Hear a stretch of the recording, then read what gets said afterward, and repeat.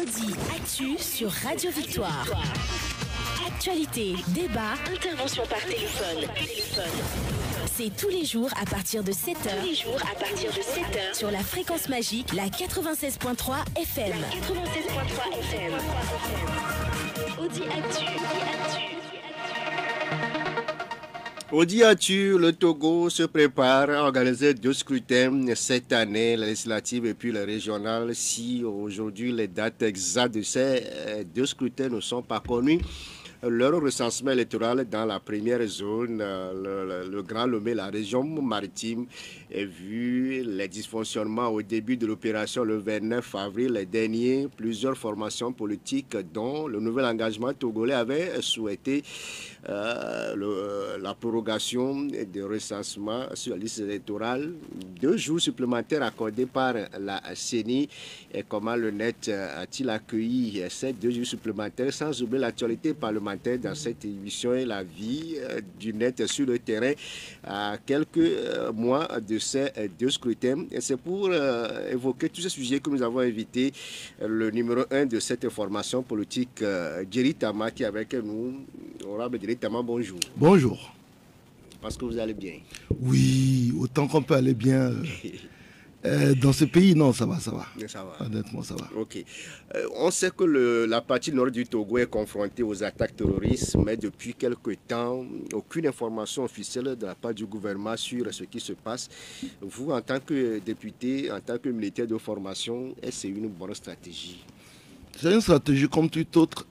Moi, je me suis à l'époque intéressé au sujet pour savoir pourquoi. Parce que nous, en tant que président de parti politique, nous avons des bases sur l'étendue du territoire, donc dans la zone septentrionale. Et bien entendu que à partir d'un certain moment, nous avions des informations terrain qui ne cadraient pas avec ce que le gouvernement disait ou bien ne disait pas. Et nous étions émus de la situation. La réponse qui nous avait été faite à l'époque, c'était qu'il ne fallait pas donner des éléments de justification de communication terroriste. C'est-à-dire que les terroristes, leur envie, c'est de créer la terreur. Et quand le gouvernement communique sur donc, les victimes, en réalité, ça comme si on leur fait de la pub. Voilà, c'est un peu comme si on leur faisait de la publication. Donc c'est pour cette raison que le gouvernement a choisi de ne pas communiquer là-dessus. Dans le monde, il y a 2 types d'approches. Il y a des gouvernements qui décident de faire l'omerta, c'est le cas de notre. Et il y a des gouvernements qui préfèrent communiquer davantage. Aujourd'hui, par contre, je pense qu'il n'est pas interdit, par contre, de communiquer. C'est-à-dire que si nous avions, souvent c'est le rôle du 4e pouvoir, de pouvoir faire des enquêtes, des investigations et de pouvoir communiquer là-dessus. C'est ce qu'on voit dans tous les pays où... Donc vous demandez aux gens togolais d'aller sur le terrain? Non, je pense que la presse doit faire son travail et peut avoir matière à communiquer, sauf s'il y a une interdiction officielle, ce qui n'est pas à mon sens le cas. Mais moi, par exemple, il m'arrive d'avoir des éléments d'information. Je suis député à l'Assemblée nationale. Je peux dire que je fais partie de la communauté, vous en avez parlé tout à l'heure, de la communauté de la défense. Et je me dois quand même plus ou moins astreint à respecter ce devoir de réserve. Parce que le chef de l'État, lors de son entretien du 27 avril, a dit que c'est une stratégie aussi du pouvoir, du gouvernement, à ne plus communiquer sur... Bon, vous savez, c'est un truc à 2 tranchants. Le premier tranchant, c'est que ça permet bien entendu de couper les ponts de la communication des terroristes. Mais le deuxième tranchant, c'est que s'il y a des bavures, on n'en sait rien. C'est ça le problème. C'est-à-dire que dès qu'on a une omerta tout autour, quand il y a des bavures, on n'en sait rien. Vous vous souvenez, quand il y avait eu 6 jeunes qui avaient subi une frappe, qui était celle de nos combattants, le buzz que ça avait tout autour avait amené le chef d'État, le chef d'état-major de l'armée à faire un communiqué en disant oui, c'est nous, c'est malheureux. Aujourd'hui, on ne peut plus l'avoir, puisqu'on ne communique pas là-dessus. Voilà, donc il y a un avantage qui est le fait de ne pas donner du grand moudre aux terroristes. Et il y a un désavantage, c'est que s'il y a des effets collatéraux, on ne le saurait jamais. Et je pense que ce n'est pas forcément la meilleure chose. Militairement, est-ce que c'est bon? Militairement, vous savez, les militaires n'aiment pas le bruit. Les militaires n'aiment pas le bruit. Dès que tu as un micro devant des militaires, tu ne trouves plus personne. Les militaires aiment travailler dans la discrétion. Et donc, pour les militaires, je pense même que ça doit être une demande des militaires de ne pas faire de la communication. Autant sur les victimes, nos propres victimes. Le chef de l'État a dit la dernière fois une quarantaine de militaires perdus, une centaine de civils, même si j'aurais voulu quand même qu'on donne des chiffres plus précis, parce que, voilà. Mais on a choisi de ne pas communiquer là-dessus. Mais on ne communique pas non plus sur les victimes de l'autre côté. C'est-à-dire que quand vous faites la guerre, c'est que ça tire dans tous les sens, dans les deux sens. Et autant vous perdez les gens, mais les autres en face aussi perdent les gens. Donc, pour moi, je pense que autant c'est faire la publicité des autres quand on donne le nombre de victimes que nous avons, mais moi je préfère quand même savoir que quand nous avons tué 5 personnes, en face ils en ont perdu 53. Voilà, vous savez, c'est-à-dire que ça galvanise les forces de savoir que oui, on a perdu 5, mais en face on en a tapé 50. Donc pour moi, je pense que moi je serai à leur place, je ferai une communication contraire, mais bon, malheureusement je ne suis pas à la place. Le chef de l'État l'a dit que la lutte sera quand même longue, mais la victoire sera au bout, au niveau du Togo, pour vaincre ces terroristes-là au nord du pays. On a aussi appris récemment que le Bénin a été aussi frappé par... 121 personnes, non, 126 personnes, c'est énorme. Donc, mais là, le président dit qu'il aurait peut-être une faille dans l'appareil sécuritaire, des enquêtes sont ouvertes. Ça aussi, est-ce que c'est aussi une bonne chose? Mais c'est des choses qui arrivent, chef. Moi, j'ai été casque bleu en Côte d'Ivoire. On a vu des points, surtout Fancy, donc forces armées ivoiriennes, être attaqués. Et après, on s'est rendu compte que les complices, c'était les jeunes qui venaient faire gobi. Gobi, c'est ceux qui viennent manger et laver les assiettes. Bon, on s'est rendu compte que les premiers complices, c'est ceux qui venaient manger et qui renseignaient donc l'ennemi. On s'est rendu compte que c'était les... Bon, excusez-moi, je ne sais pas si je peux dire à la radio, mais c'était les copines qui venaient donc passer la nuit le soir et qui renseignaient l'adversaire. Donc parfois, les complicités ne sont pas forcément des complicités actives, mais il peut y avoir des complicités passives. Mais il y a aussi dans ces... Je ne parle pas forcément du cas du Bénin, mais on s'est rendu compte, par exemple, dans certains pays du Sahel à l'époque, que les munitions et les armes étaient parfois vendues aux terroristes. Parce que ça rapporte bien, les terroristes ont beaucoup d'argent. Donc oui, c'est possible. Je ne dis pas que c'est le cas, mais il y a des complicités actives et des complicités passives. Quel comportement la population doit-elle adopter devant toutes ces situations? Solidarité absolue avec les forces de défense. C'est pour ça que moi je dis, dans ce genre de situation, les forces de défense doivent avoir une attitude la plus respectable des populations. Il ne faut pas que les forces de sécurité vivent sur l'habitant, c'est-à-dire que se servent sur l'habitant. Parfois on voit ça dans les zones de conflit. Il faut que les premiers partenaires des populations soient les forces de défense. Et il faut qu'au-delà même de ça, que les forces de défense interviennent dans des domaines où ils ont l'exclusivité en zone de guerre. Par exemple, les domaines de la santé, on a souvent des hôpitaux de campagne. Les hôpitaux de campagne doivent pouvoir soigner autant les militaires qui sont sur zone que les populations civiles. La protection des populations civiles, je sais qu'il y a beaucoup de populations qui ont été déplacées pour des questions de sécurité, mais on doit prendre en charge ces personnes, ainsi de suite. Donc, dans ce genre de situation, si les forces de sécurité se comportent bien, il y a donc une complicité absolue avec les populations civiles, et c'est uniquement à ces conditions qu'on peut alerter, prévenir toute intrusion halogène dans le dispositif de sécurité. Au Togo, on sait qu'il y a des amours entre griffes, entre la population civile et les militaires. On a vu qu'au début, c'était difficile, cette collaboration-là. Aujourd'hui, nous sommes appelés à collaborer, malgré notre position. Non, moi, sans forcément rentrer dans les détails, j'ai participé à plusieurs reprises à cette mise en place de la confiance, parce que c'est vrai qu'au départ, c'est compliqué. Mais le commandement a mis en place des numéros verts, des centres d'écoute qui font que la confiance est améliorée, mais elle ne sera jamais complète. Vous savez pourquoi? Parce que dans une zone comme ça, le soja, même le Bangmana classe, gagne plus que le paysan le plus riche. Et à partir de là, il y a un conflit qui s'installe. Acquisition de, on va dire même des petits plaisirs de la vie, c'est les militaires qui vont boire dans les bars parce que les paysans n'en ont pas, c'est les militaires qui prennent les plus jolies filles parce que les autres ils n'en ont pas, et ça crée souvent des conflits, il faut dire la vérité. Donc moi je n'ai jamais vu une troupe qui s'installe, qu'elle passe sur le terrain et ça ne crée pas de jalousie. Moi j'ai été casque bleu en Côte d'Ivoire, je peux vous dire que La plupart du temps, même si vous n'êtes pas bien payé, la plupart du temps, vous êtes mieux payé que les autochtones. Et donc, ça crée des jalousies. Mais je pense qu'aujourd'hui, le commandement fait quand même des efforts pour mieux entraîner nos forces. Et les incidents qui étaient quasi journaliers, il y a des départ de l'opération, aujourd'hui se font rares. Et les réactions sont souvent très très rapides. Ce qui fait que la confiance renaît petit à petit. Mais aujourd'hui, si on a mis en place le plan d'urgence de la région des Savanes, c'est parce qu'on a reconnu que la pauvreté, elle est criarde dans la région de Savanes. Je rappelle ce que la Banque mondiale donne comme chiffre, c'est 90% de la population vit au-dessus du seuil de pauvreté. Donc c'est dans cette condition de situation de précarité que les gens vont recruter facilement. Parce que dans cette situation, vous savez, le taux de vivre au-dessus du seuil de pauvreté, c'est vivre avec moins de $2 par jour. Ça fait moins de 1000 francs. Si quelqu'un vient sortir un billet de 5000, pour vous, c'est Dieu, quoi. Et tout ça, c'est la jeunesse qui en pâtit. Et c'est dans cette condition que vous, les responsables de formation politique, vous allez battre campagne très bientôt pour les prochaines échéances électorales. Le ministre de la Sécurité a dit que des mesures seront prises pour vous accompagner, vous qui voulez battre campagne dans ces zones-là.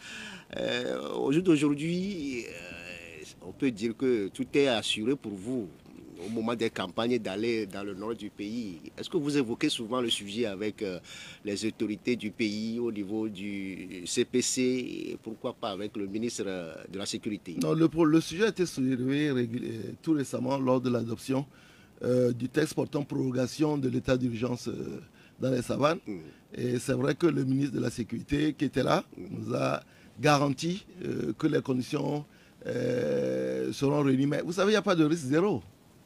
Vous avez vu tout récemment au Mali où le directeur de cabinet, même du président Assimi Goïta, est tombé dans une embuscade. Il n'y a pas de risque zéro. C'est-à-dire que quand moi aujourd'hui je monte dans ces zones-là, il faut faire attention, éviter de se retrouver de nuit dans certaines situations, s'assurer s'il le faut d'une peut-être escorte et tout ça. Mais il n'y a pas de risque zéro. Mais c'est à nous, députés, de montrer la voie.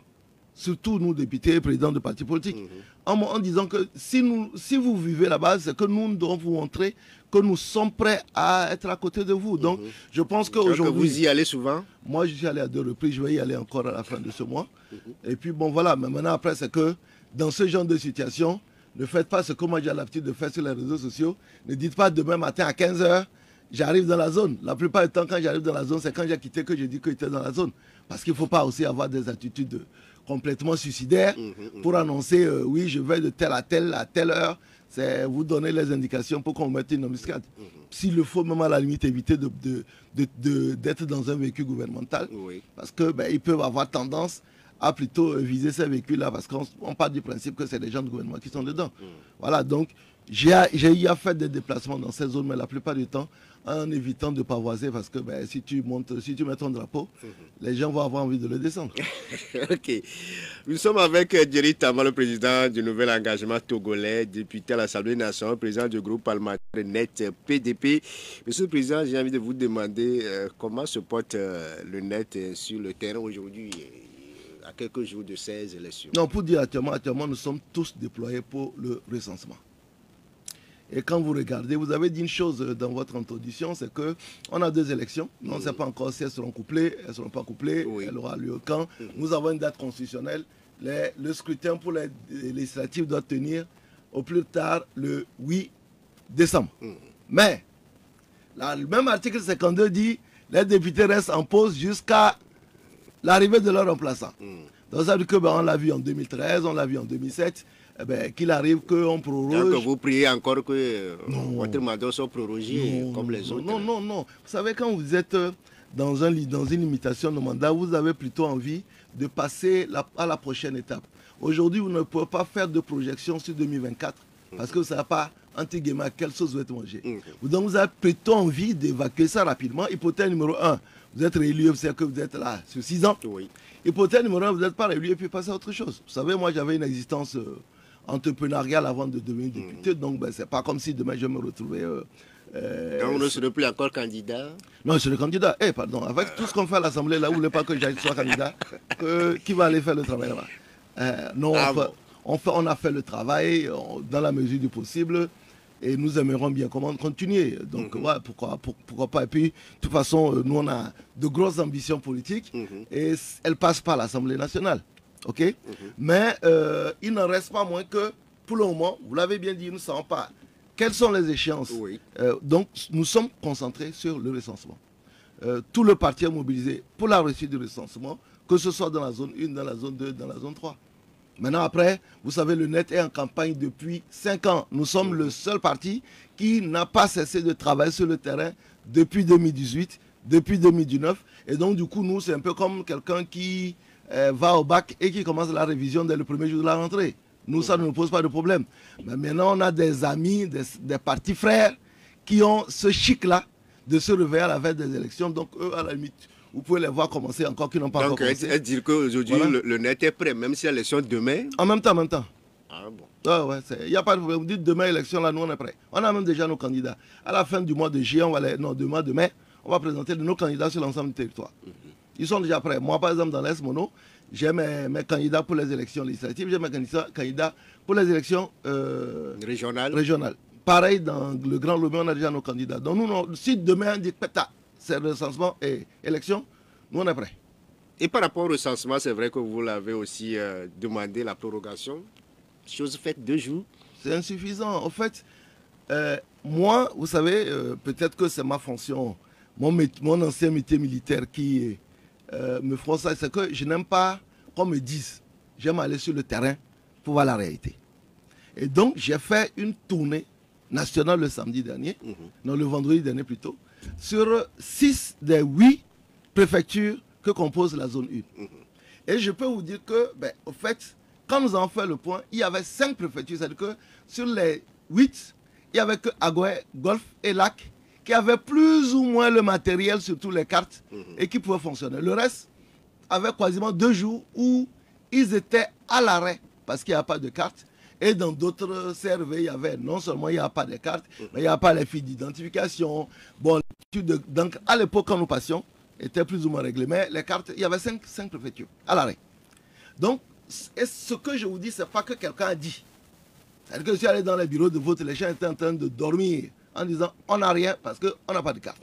Donc, quand vous prenez ça de visu, ce n'est pas comme m'a dit, mais vous dites, si vous prolongez de 2 jours, c'est un peu comme si les préfectures, les CELI, dans lesquelles il n'y a pas de carte et qui ont fait 2 jours sans travailler, en fait, c'est un peu comme s'ils n'ont pas eu de prolongation.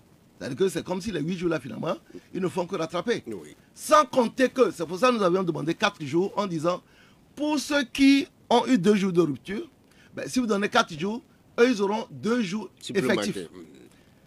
Et l'ennui, c'est que on nous donne 2 jours. Et en plus de ça, c'est que les problèmes ne sont pas réglés. Aujourd'hui, si vous faites le tour, moi je crois faire le tour, il y a énormément de CLC qui soit n'ont pas d'encre, et les témoignages ils remontent, soit n'ont pas de fiche d'identification, ou bien le pire, c'est qu'ils n'ont pas de carte. Comment peut-on l'expliquer, M. Djeri Tama, si la CENI, qui doit garantir le scrutin, a lancé les opérations et la première zone où on constate des dysfonctionnements, est-ce dire que la CENI n'était pas prête? Moi, j'ai fait plusieurs recensements. Je pense que ce recensement-là est spécial pour 2 raisons. Le premier, mais ça c'est des problèmes qu'on a toutes les années. Tous les recensements. Chaque recensement, on a le même problème. Surtout dans la première zone. Les machines qui ne marchent pas, l'encre qui n'est pas là, machin, tout ça. Non, c'est pas surtout la première zone. C'est que la seconde zone parle beaucoup. C'est tout. Les mêmes problèmes se passent ailleurs, mais les gens ils sont dans leur village là-bas, ils vont se plaindre, vous allez voir où. Ici, on a Facebook, on a TikTok, on voit tout ça là en mode réel. Sinon, c'est la même chose partout. Donc, le ralentissement des machines qui fonctionnent au truc, à la vapeur, les machines là, aujourd'hui, plus personne n'utilise ça. La mauvaise formation des OPS. Ça aussi, c'est une réalité. Vous avez des OPS. Mais le président, dans l'une de ses sorties, avait quand même fustigé ces OPS. Oui, et j'ai fustigé ça sans communiquer. Parce que dire que des OPS et des membres des CLC ralentissent volontairement le travail, alors que ceux qui ralentissent le travail, c'est les machines. Elles sont lentes, ça tout le monde le sait, mais c'est toujours la même machine depuis plusieurs années, c'est pas nouveau. Ceux qui ralentissent le travail, mais c'est les consommables. Je l'ai dit tout à l'heure, je vous dis, 5 CELI sur 8 n'avaient pas de carte. Est-ce que ça, c'est la faute de l'OPS s'il n'a pas de carte? Donc, certes, il y a sans aucun doute des OPS qui ont été mal formés. Il peut en avoir qui font traîner le travail parce qu'ils sont payés au jour. Mais le vrai motif de ralentissement, ben, c'est ce qu'on a cité. Machines défectueuses, et ainsi de suite. Donc, aujourd'hui, on donne 2 jours. Oui. Alors que, comme je l'ai dit, ben, d'abord, ceux qui ont fait 2 jours d'arrêt, donc en fait, on les a rien ajouté. Mais les pénuries continuent.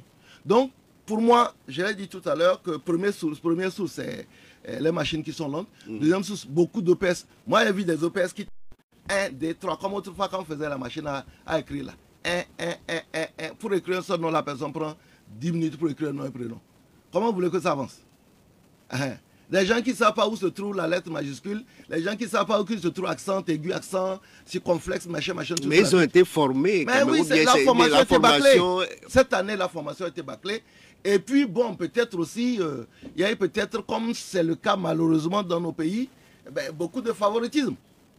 Voilà. Troisième élément, c'est que pour une fois, alors que moi, vous savez, au départ, je disais, il n'y a pas suffisamment de communication. Oui. Mais les gens sont sortis, on ne sait même pas d'où ils viennent. Parce que depuis le premier jour, la plupart des CLC sont bondés. Moi, je suis allé sur le terrain. Donc, vous êtes étonné de l'engouement de la population autour de cette opération? Parce que tout le monde dit que la politique nous fatigue. Oui. Que les politiciens, là, vous nous fatiguez, vous ne nous intéressez pas.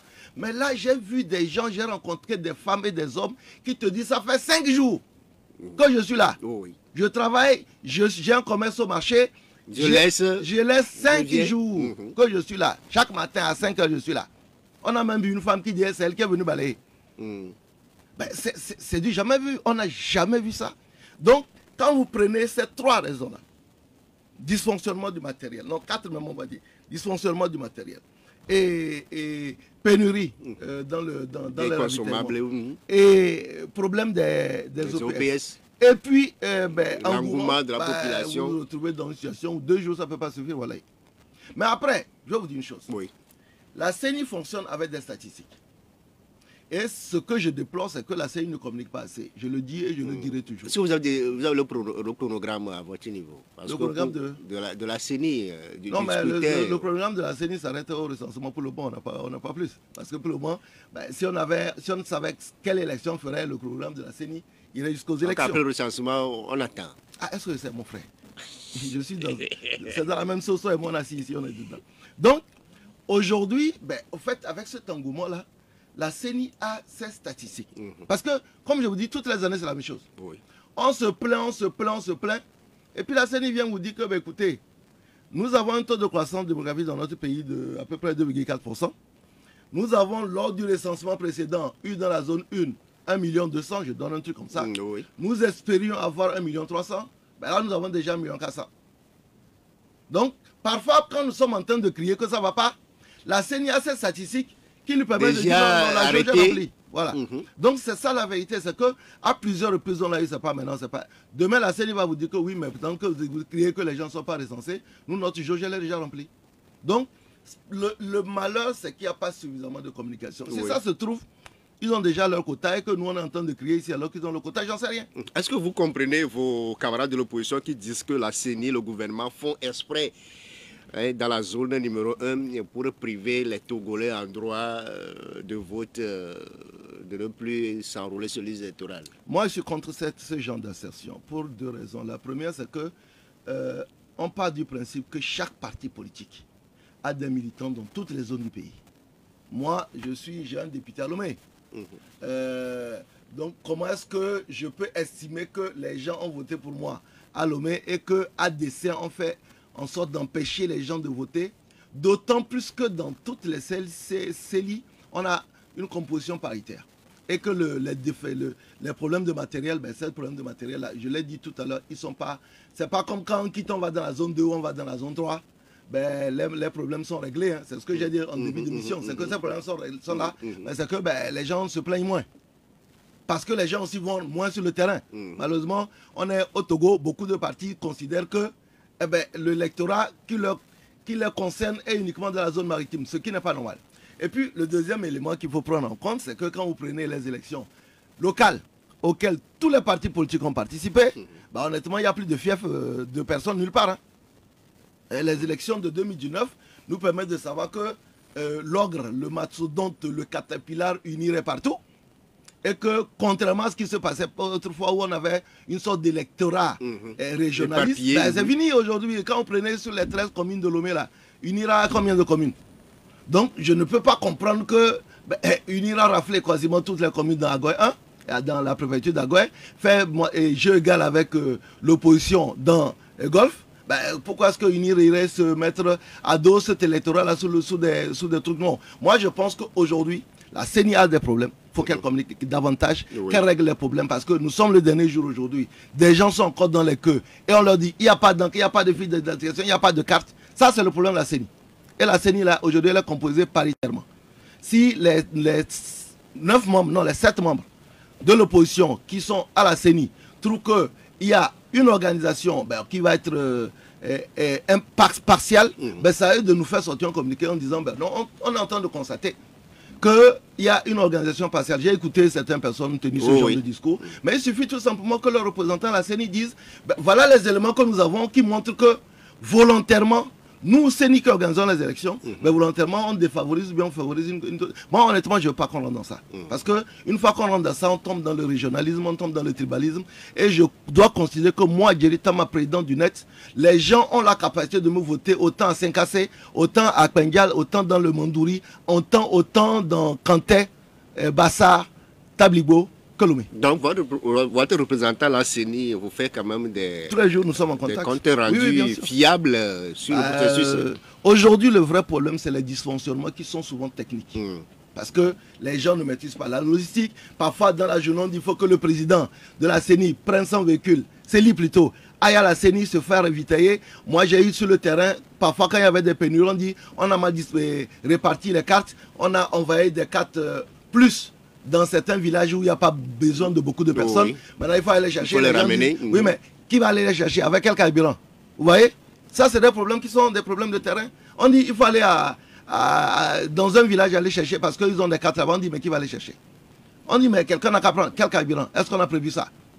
Donc ça, c'est des problèmes de terrain qui sont des vrais problèmes. C'est pour ça que je vous ai dit ici, quand vous prenez l'ensemble des communiqués qui ont été faits pendant ce processus, le seul président qui a pris c'est cliquer, c'est clac, et qui allait de bureau de vote à bureau de vote. Aller dans les CELI, rencontrer les présidents de CELI pour savoir de quoi il s'agit, c'est moi. Et c'est sur cette base-là que nous avons fait un communiqué en disant les vrais problèmes... Peut-être parce que vous communiquez, là, d'autres qui peuvent le faire, mais s'ils ne disent pas ça, ce n'est pas qu'ils n'ont pas fait. Mais aujourd'hui, lundi 8 mai, c'est le dernier jour, parce que les 24 heures, les 48 heures supplémentaires accordées par la CENI prennent fin. Mais qu'adviendrait-il ces citoyens qui sont toujours sous le chaud-soleil aujourd'hui ne s'enrôlent pas, M. Jerry Tama? Est-ce qu'il y a lieu, après, demain, peut-être de faire des prorogations spéciales, des dérogations spéciales, ou bien au niveau de l'opposition, qu'est-ce que vous envisagez faire si la CENI dit stop aujourd'hui? Non, vous savez, moi, j'aime pas, vous connaissez mon franc-parler, je n'aime pas tirer des plans des comètes. C'est-à-dire que nous savons, ce n'est pas la première fois qu'on travaille avec la CENI. Si la CENI dit que c'est fini là, c'est que c'est fini. Donc aujourd'hui, nous on a dit on va mettre en place une cellule d'orientation. Parce que parfois vous avez une cellule où c'est bouché et à côté vous avez une autre cellule où il n'y a rien. Donc on va mettre en place un système comme ça, c'est nous, c'est le net qui le fait, où on va essayer d'orienter les gens en disant, écoutez, pendant que vous êtes agglutinés ici, là, il y a le CMS d'à côté là où il n'y a pas beaucoup de personnes, tant qu'à faire aller là-bas. Première option. La deuxième option, c'est que vous savez, Dieu merci, au Togo, nous venons tous dans certains villages. Donc si vous avez envie de faire votre devoir civique et que malheureusement l'embouteillage ou alors votre disponibilité ne nous a pas permis, il se trouve que souvent le jour de l'élection au Togo, c'est souvent le dimanche, vous avez encore la possibilité, si les moyens vous permettent, d'aller faire le recensement dans votre village. Ce n'est pas la meilleure solution dans votre village. Si tant est que ce village-là soit dans la zone... pas les moyens. Non, c'est ce que je dis. Aujourd'hui, le jeune qui vient de Siou comme vous, est-ce qu'il va prendre l'argent pour aller se faire recenser, revenir encore à Lomé? C'est pour ça que j'ai précisé que si vous avez la possibilité et que c'est l'embouteillage qui vous a empêché et que vous avez ce village qui soit dans une zone qui n'est pas la zone... Très loin. Voilà, vous pouvez toujours. Ou bien alors, vous savez, après... la zone 2 commence à partir de Notien, c'est-à-dire que ça finit avec Zio et ça commence avec Aro. c'est une voie de raccord. Mais nous allons continuer à nous battre, c'est ce que je voulais dire. Oui. Nous allons continuer à nous battre et toute la journée durant à demander une prorogation encore. Nous, on avait demandé 4 jours. Oui. On continue à maintenir 4 jours. En disant, beaucoup de CI n'ont pas travaillé durant 2 jours. Donc, si dans 2 jours, c'est un peu comme si on n'a rien donné. On va continuer à se battre, à peut-être faire encore un communiqué aujourd'hui pour dire, donner encore 2 jours. Et puis, on va regarder exactement ce qui va se passer devant les bureaux de recensement en fin de journée. Oui. Si on se rend compte que dans quasiment tous les bureaux de vote et pour tous les bureaux de recensement sont toujours bondés à 16h, parce qu'ils arrêtent la chose à 16h, ça sera un élément pour demander, bien entendu, de prorogation. Madame, monsieur, nous marquons la pause et on revient avec notre invité, le député Djeri Itama, président du parti politique Nouvel Engagement Togolais. Et vous aussi qui nous écoutez actuellement, vous aurez le loisir de réagir via le numéro 92 02 80 63, le 99 70 70 90. Regarde-toi. Qui veux-tu être? Peu importe d'où tu viens. Crois en... Le président, aujourd'hui, quelles sont les actions du net sur le terrain? Vous savez, depuis le début, le net dit politique autrement. Qui dit politique autrement dit qu'on ne se focalise pas uniquement sur la politique, mais on fait des actions. Moi, je reviens de l'Est Mono ce week-end, où nous avons malheureusement un bâtiment d'une école, c'est le CGL Lavagnon 2, qui s'est effondré avec un vent qui est arrivé de on ne sait d'où. Et nous sommes engagés sur nos fonds propres à accompagner l'initiative de mise à niveau de ce bâtiment. C'était des appartements améliorés. Le temps que ou le gouvernement ou bien d'autres partenaires arrivent à construire un vrai bâtiment. Donc nous avons fait des actions là-dessus. Les travaux avancent bien. Si tout marche bien la semaine prochaine, les enfants, il y a 500 enfants dans cet établissement.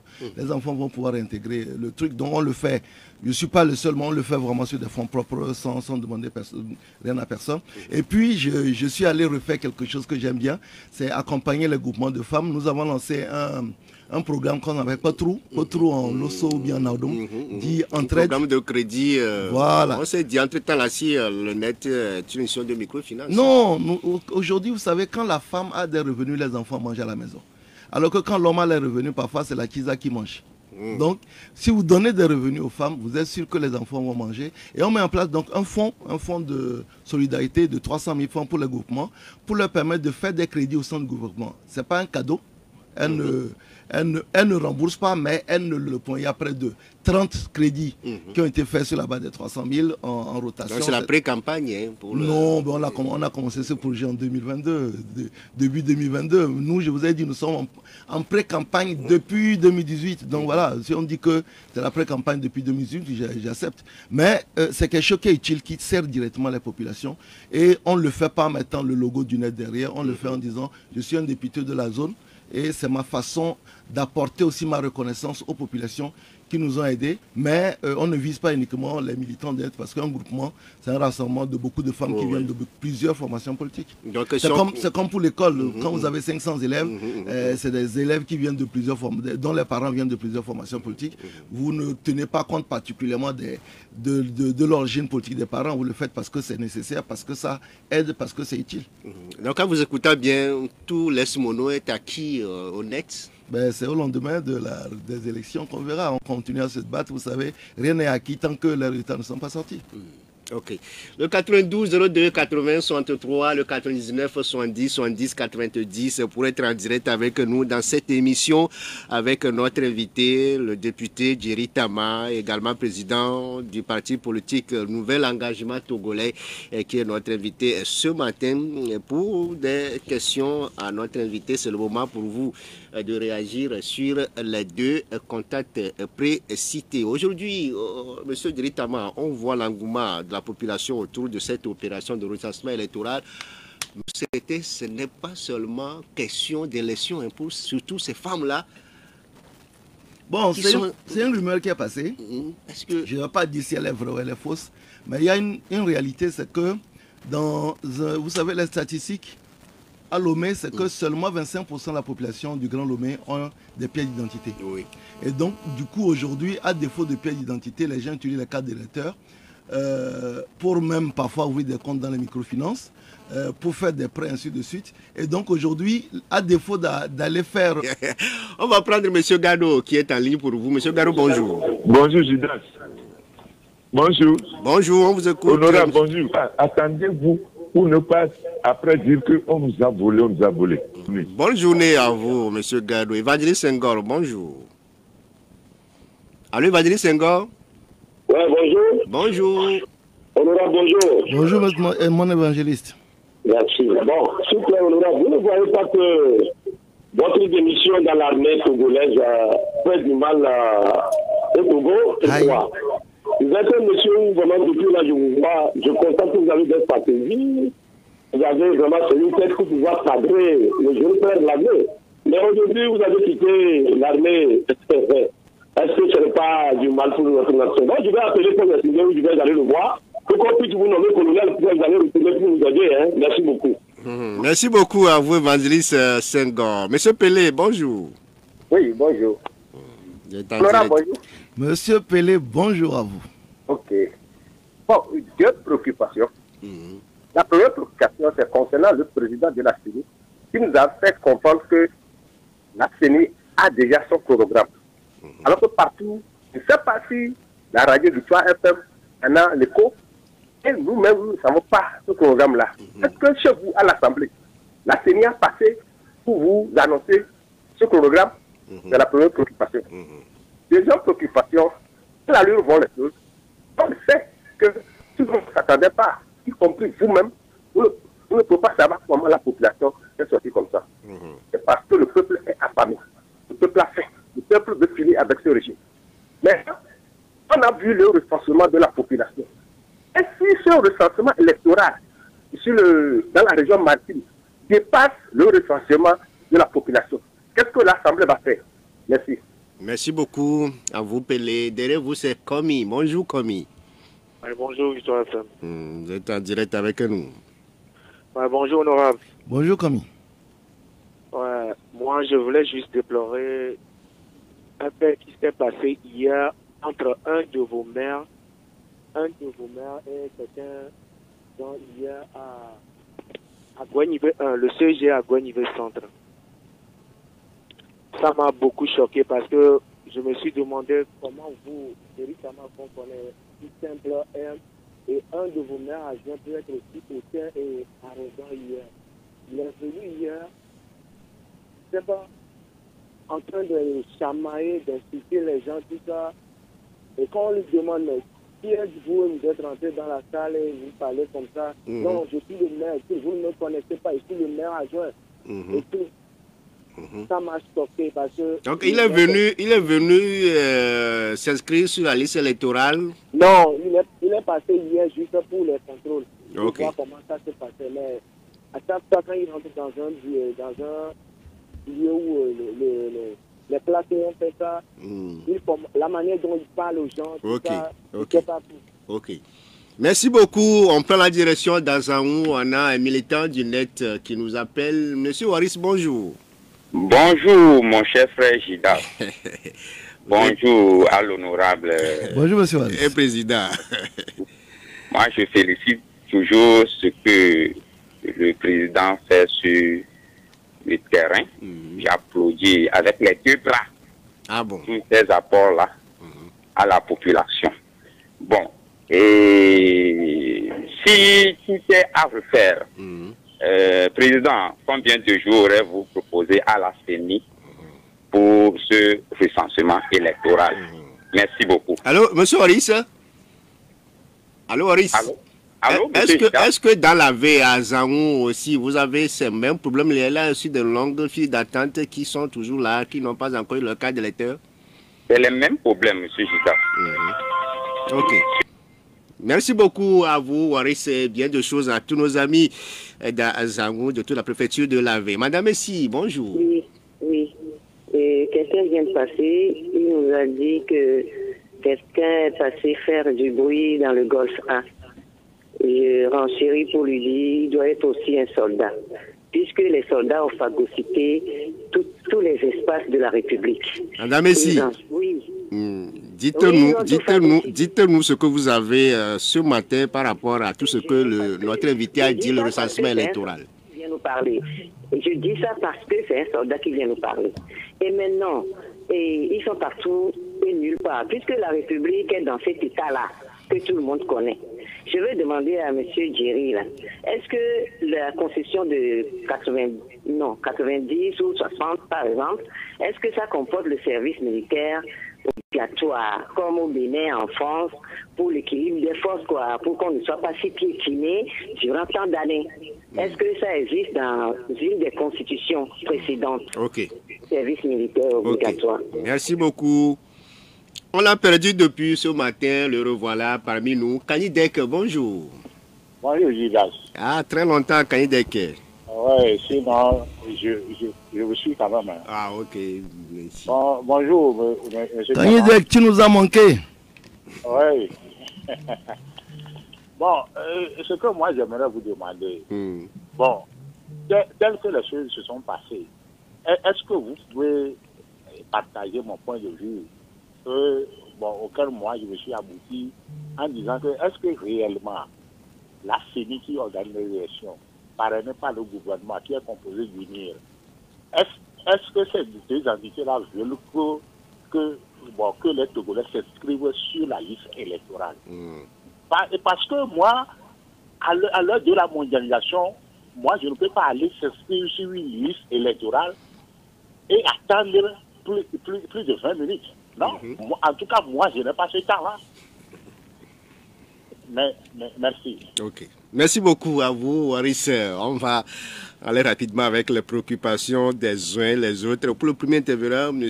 Gado, lui, demande à ce que vous, au niveau de l'opposition, vous prenez des dispositions parce qu'il ne faut pas qu'après vous reveniez pour dire à la population qu'on nous a volé. La population a tant donné.